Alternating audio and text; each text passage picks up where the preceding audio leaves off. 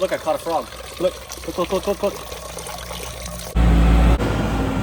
Hey friends, welcome back. I am Jason, and today we're discussing the top 5 urban survival skills. So I've discussed the ultimate off-grid zombie apocalypse vehicle, and I've talked about motorcycles, I've talked about trucks, but I feel like something like that might be the way to go. So discussing mobility in an urban setting, I feel like mobility is going to be life, regardless of if it's some sort of huge big natural disaster, some sort of attack. Who knows why you'd be in a situation where you would need to get the heck out of Dodge. Mobility is going to be life. Well, like for example, me and my wife are riding around town on these electric bicycles, which is awesome.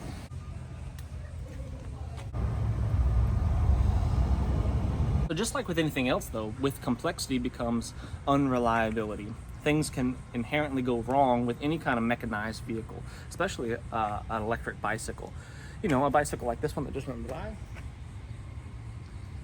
it's going to be a more reliable means of transportation. Obviously, it doesn't have the same capabilities as an electric bicycle. I can't effortlessly ride it around town all day long without even having to pedal once.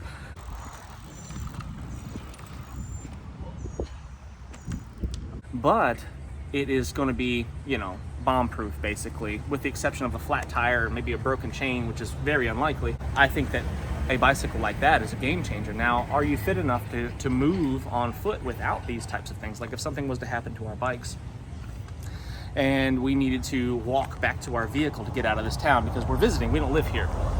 We needed to walk back to our town. Are you fit enough? Do you have the right footwear? Can you make the journey back to your vehicle? Like our truck is about, what do you say, 10 miles from here?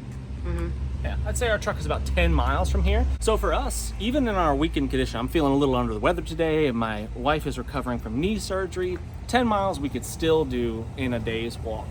We could make that happen, and I'm confident of it. So mobility is life, and mobility is going to be number 1 on my list of urban survival skills.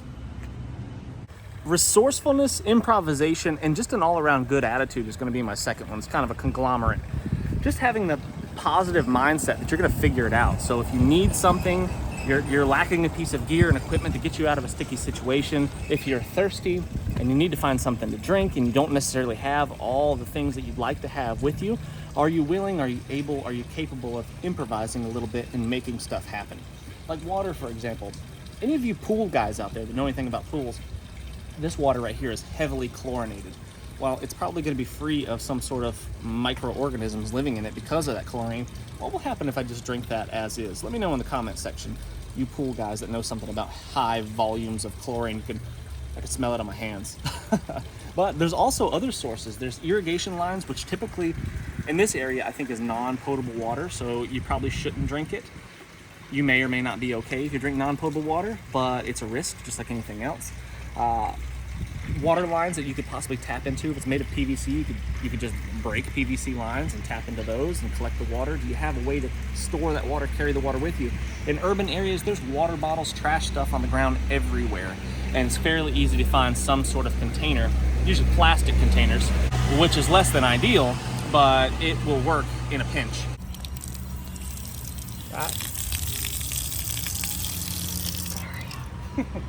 Having some way to filter your water in an urban setting is really great. I mean, there's water all over the place. It's fairly easy. There's fountains and stuff all over the place where I can collect my water, but having some way to filter it, purify it, I think is really, really smart. But like I said before, if you don't have the means to do so and you're caught in this urban setting, you should be willing, able to have that positive mindset and the winners find a way type of mindset. Are we resourceful enough to find some sort of shelter to lay low if we should need to? This is a fairly, I would say, small urban area. While there's a lot of people here, thousands and thousands of people all in a small kind of area.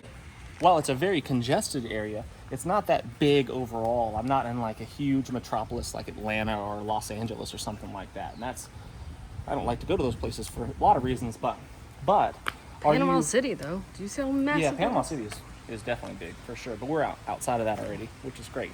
Are you resourceful enough? Are you capable enough to think outside the box and be creative to find some sort of place to lay low if you need to, if this was a larger city and you weren't able to walk out of it or ride out of it in a short period of time? improvised means of protecting yourself, you know? Can you just figure out a way? I could make myself a walking stick out of one of these really nice looking trees.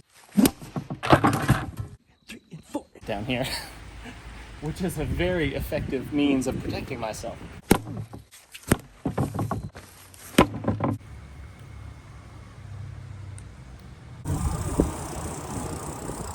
I don't know about you guys, but this statue behind me is smoking.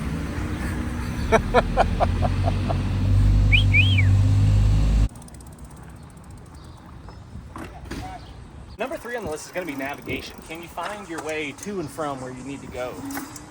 Urban areas like this can be a little bit confusing with all the grids, you know, all the crazy streets and the taller buildings, right? This one's not too bad, but like, you know, major metropolitan type areas have some pretty tall buildings and they make it difficult. Like, and we're far south, so typically the middle of the day, like it is right now, it's, you know, around noon-ish. Typically, the sun would be south-ish. So, but the further south you get, closer to the equator, the less that it tends to be true.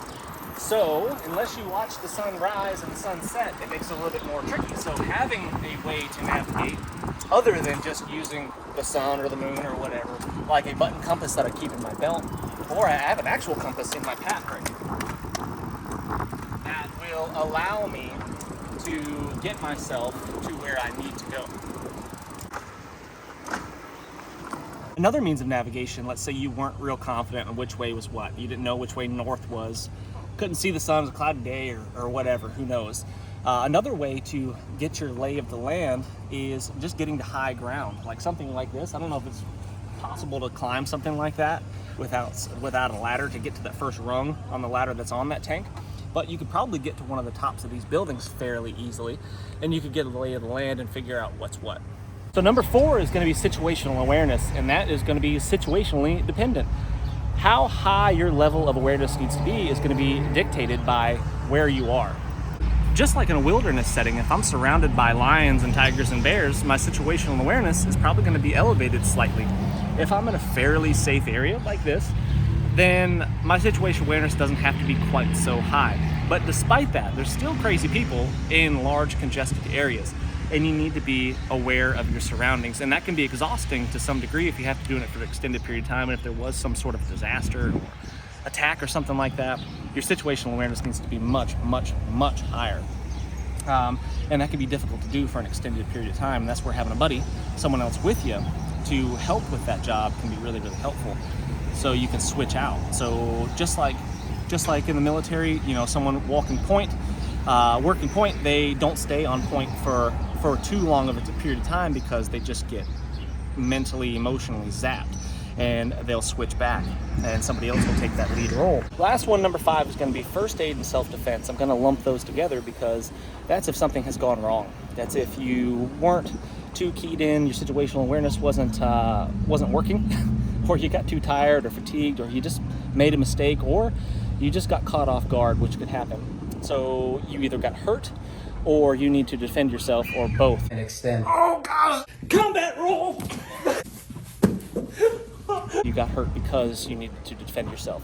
So having the abilities to do that with your hands, with the tools that you have at your disposal, even if it is improvised, is going to be really, really helpful. The first aid thing is another really big one. Do you have the skills, do you have the knowledge to effectively treat wounds that you might encounter? Everything from extreme stuff to the basics, boo-boos, you know? Do you have the tools with you, you know, like tourniquets, first aid kits, and that kind of stuff to take care of the problem? And working back to one of our first skills, do you have the means, the ability, the creativeness to improvise some of those things, some of those tourniquets and bandages and things like that from your clothing, or something that you can source from the surrounding area? I want you to hold your hand on top of it. Take this sealed off here.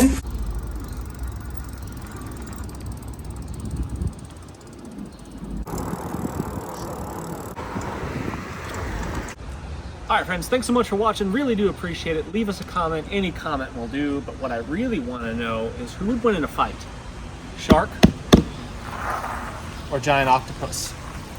On one hand, you know, the shark is fast, agile. It's got cartilaginous bones.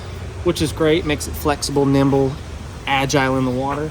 But an octopus has 8 legs with suction cups and a beak. How scary is that? Crocodile versus sharktopus.